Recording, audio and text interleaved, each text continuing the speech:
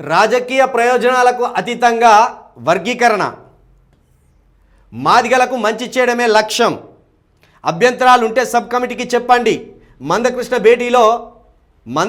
భేటీలో సీఎం రేవంత్ రెడ్డి ఏబిసిడిగానే వర్గీకరణ చేపట్టండి. జస్టిస్ షమీం అఖ్తర్ నివేదికలో లోపాలున్నాయి.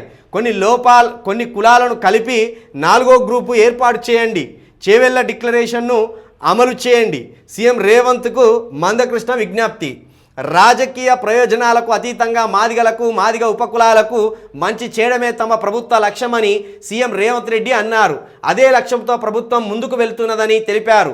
జూబ్లీహిల్స్లోని సీఎం నివాసంలో రేవంత్ రెడ్డితో ఎంఆర్పీఎస్ అధ్యక్షుడు మందకృష్ణ మంగళవారం భేటీ అయ్యారు. ఇందులో మంత్రి పొంగులేటి శ్రీనివాసరెడ్డి, ప్రభుత్వ సలహాదారు కె కేశవరావు, సీఎం సలహాదారు వేం నరేందర్ రెడ్డి, మాజీ ఎమ్మెల్యే సంపత్ కుమార్, మాదిగ ఉపకులాల ప్రతినిధులు పాల్గొన్నారు. షెడ్యూల్ కులాల వర్గీకరణపై ప్రభుత్వం ఏర్పాటు చేసిన జస్టిస్ షమీం అఖ్తర్ కమిషన్ సిఫారసులపై చర్చించారు. ఈ సందర్భంగా సీఎం రేవంత్ మాట్లాడుతూ అసెంబ్లీలో చర్చించి కేబినెట్ సబ్ కమిటీ న్యాయ కమిషన్ వేసి నిర్ణయం తీసుకున్నామని వివరించారు. నివేదికలను వేగంగా రూపొందించి వాటిపై కేబినెట్లో చర్చించాకే అసెంబ్లీలో ప్రవేశపెట్టామని వివరించారు. ఎలాంటి న్యాయపరమైన చిక్కులు లేకుండా జాగ్రత్తలు తీసుకున్నామని చెప్పారు. ఇప్పుడు వీళ్ళు ఏమంటారు, ఏబిసిడి వర్గీకరణ అని. ఏబిసిడి నాలుగు ఉన్నాయి కదా, అయితే 3 గ్రూపులుగా 4 పెట్టిండ్రు. ఇప్పుడు మందకృష్ణ గారు ఏమంటారు, 4వ గ్రూపు కూడా చేయండి. కొంత పెద్ద క్యాస్టులు ఉన్నాయి, నేతకాని లాంటి కొంత పెద్ద కులాలు ఉన్నాయి, వాటిని 3 గ్రూపుల్లోనే ఉంచడం వల్ల లబ్ధి పొందవలసిన వారికి న్యాయం జరగకుంటుంటుంది. కాబట్టి 3 సెక్షన్లు కాకుండా 4 సెక్షన్లు చేసి 4 సెక్షన్లలో ఏబిసిడి వర్గీకరణ చేపట్టండి అని నిన్న మందకృష్ణ గారు వచ్చి మళ్ళీ సీఎం గారి దగ్గర కూర్చొని ఆ సమస్యలను చెప్పి పరిష్కరించాలని చెప్పింది. అయితే ఈ క్రమంలో మందకృష్ణ గారు వెళ్ళిన విధానం చాలా ఆకట్టుకునేది నన్ను.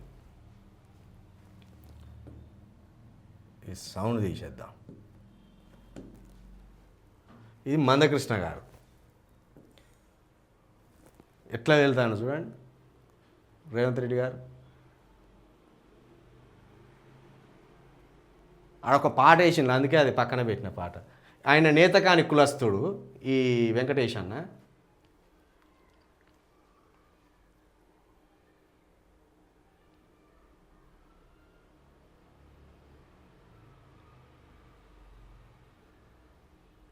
ఇక్కడ సమస్యలు చెప్తాను. అయితే ఇక్కడ విషయం ఏంటంటే, ఇది ఎందుకు చూపించిందంటే మరొకసారి చూడండి, చెప్తా.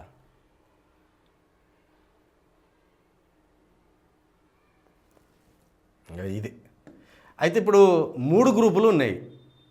3 గ్రూపులలో ఈ 58 కులాలను చేర్చిండు.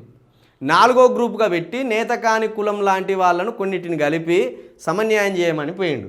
అయితే ఇలాంటి ఒక వెలివాడ కులస్తుడు ప్రభుత్వాన్ని వణికించే స్థాయికి వెళ్ళిండంటే, ప్రభుత్వము ఇక రేపు 1,00,000 డప్పులు 1000 గొంతుకుల ప్రోగ్రాంతో ఏం జరగబోతుందో అని కంగారు పడి ఒకరోజు ముందుగానే కేబినెట్ సమావేశమై వర్గీకరణ సమస్యకు పరిష్కారం చూపుతున్నామని, ఇగో మాదిగల కింతవాటని, మాలల కింతవాటని, మిగతా కులాల కింతవాటని హుటాహుటిన యుద్ధ ప్రాతిపదికన రేవంత్ రెడ్డి గారు కేబినెట్ను కూర్చోబెట్టిందంటే, ఒక మాదిగ వ్యక్తి విసిరిన సవాలుకి భయపడి యంత్రాంగం అంతా అలర్ట్ అయిందంటే దేనివల్ల ఇది?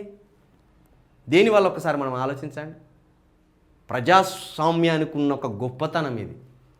ప్రజాస్వామ్యంలో సామాన్యులకు ఉన్న శక్తికి గొప్పతనం ఇది.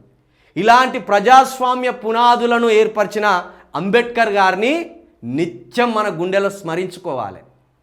ఒక మాదిగ, ఒక రెడ్డి,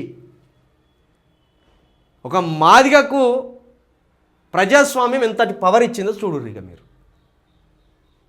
మాదిగలు తెలంగాణలోనే ఒక బిగ్గెస్ట్ క్యాస్ట్, రాజకీయ అధికారం లేదు, వాళ్ళ చేతిలో పవర్ లేదు. అయినా కూడా మాదిగలు విసిరిన సవాలుకి ముఖ్యమంత్రి స్థానంలో ఉన్న రేవంత్ రెడ్డి గారు గజ్జున వణికిపోయినంటే కారణం ఏంది? ఈ మాదిగలు అలర్ట్ అయ్యి 30-33 లక్షల మంది ఉన్న ఈ మాదిగలు వాళ్ళ కింద ఉన్న ఉపకులాలు అంతా 40-45 లక్షలు 50 లక్షలు అయితే వీళ్ళొచ్చి ఈ హైదరాబాద్లో పడితే ప్రభుత్వం ఏమవుతుంది, ఆస్తులు ఏమవుతుంది, ఎంతటి విధ్వంసం జరుగుతుందని గ్రహించి వెనక్కి తగ్గిండు. అది ప్రజాస్వామ్యానికి ఉన్న ఓ గొప్పతనం. ఒక కడజాతి బిడ్డ ప్రభుత్వంపై బాణం ఎక్కి పెడితే ప్రభుత్వంలో ఉన్న పెద్ద తల వంచి ఇగో మీకు మోకరిల్లుతున్నా, మీ సమస్యలను మీ డిమాండ్లను నేను అంగీకరిస్తున్నా, మీరు మా ప్రభుత్వం మీద యుద్ధం చేయకండి అని తల వంచిందంటే సామాన్యునికి ఈ దేశంలో ఎంత పవర్ ఉన్నది, ఆ సామాన్యుని శక్తి ఏందో మీరు ఒకసారి గ్రహించండి. మనం అధికారంలో లేకుండా ఐక్యతగా యుద్ధం ప్రకటిస్తామంటేనే ఒక ప్రభుత్వం వణికిపోయింది. మరి అలాంటిది మనమే ప్రభుత్వంలో కూర్చుంటే ఎట్లుంటుంది ఆలోచించుర్రి.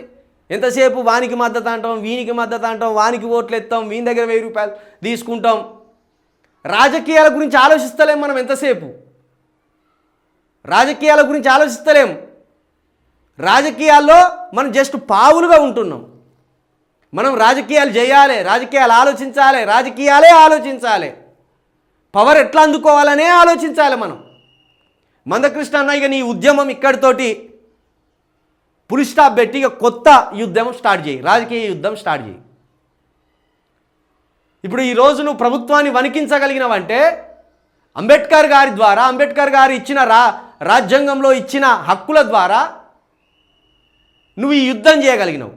మరి నీవే గనక రాజకీయ యుద్ధం చేసి అధికారంలో ఉంటే ఇంకా అందవలసిన ఫలాలు ఈ కింది జాతులకు, ఎనగారిన జాతులకు ఏ స్థాయిలో అందుతాయో ఒక్కసారి ఆలోచించమని నా తరపు నుంచి విజ్ఞప్తి చేస్తున్నా ఒక తమ్ముడిగా. ఏంది ఇది? ఒక ప్రభుత్వమే వణికిపోయి ప్రోగ్రామింగ్ చేయకండి, మేము మీకు ఏం చేయాలో అది చేస్తాము అని అనుకున్న కాడికి చేసిలా చేయాలి, అది పక్కన పెట్టండి. కానీ మొత్తానికైతే ఒక ప్రభుత్వం దిగి వచ్చింది అన్నట్టు. ఎంత మంచి మాట అన్నాడట ముఖ్యమంత్రి గారు నిన్న. అన్న మందకృష్ణ అన్న, నీ పోరాటానికి సలామే, ఇప్పటికైనా కొంచెం మా మీద కోపం తగ్గించుకో. యాక్చువల్లీ మాదిగలు ఏం చేసిండ్రు, 11% అడిగిండ్రు. 11% అడిగిండ్రు కానీ 10% వచ్చింది. అది 9% వచ్చింది. అది ఇంకొక 2% నష్టపోయినా దాన్ని మరి సవరిస్తారా, చేస్తారా లేదా చూడాలి. నిన్న మళ్ళీ ఆ డిమాండ్ల కోసం పోయింది. కాబట్టి మందకృష్ణ అన్న కావచ్చు, విశారదన్ గారు కావచ్చు, లేకపోతే ఇంకో జిలకర శ్రీనివాస్ గారు కావచ్చు, గాలి వినోద్ కుమార్ గారు కావచ్చు, కదర్ కృష్ణ గారు కావచ్చు, ప్రొఫెసర్ కాశిం గారు కావచ్చు, లేకపోతే బీసీ నేతలుగా ఉన్న జాజుల శ్రీనివాస్ గారు కావచ్చు, మీరంతా రాజకీయ యుద్ధం చేయాలి. ఇక రాజకీయ యుద్ధం చేసే ఇక్కడ ప్రత్యామ్నాయ రాజకీయాలుగా ఎదగాలి మీరు. ఇక మీరు ఎంతసేపు హక్కులు అడుక్కునడానికి చేతులు చాపొద్దు. ఇక చేతులు చాపి హక్కులు అడుక్కోవద్దు. ఇక శాసించాలి, పీఠం మీద కూర్చొని శాసించాలి. ఆ రోజు రావాలని నేను కోరుకుంటున్నా. ఇంకా ముఖ్యమంత్రుల చుట్టూ తిరగడం, ముఖ్యమంత్రుల దగ్గర చేతులు కట్టుకోవడం, ముఖ్యమంత్రులుగా దగ్గరికి పోయి మాకు 1% తగ్గింది, మాకు 2% తగ్గినాయి, మాకు 3% తగ్గిందని ఈ దీనంగా బాధగా ఇవి చెప్పడం కాదు. ఓటు చైతన్యాన్ని కలిగించండి. ఓట్లు రూపాయి ఇవ్వకుండా ఓట్లు రాబట్టండి, మళ్ళీ రూపాయి తీసుకోకుండా పాలన అందించండి. ఆ రకమైన పాలన రావాలని, మీరు అది చేయాలని నేను కోరుకుంటున్నాను.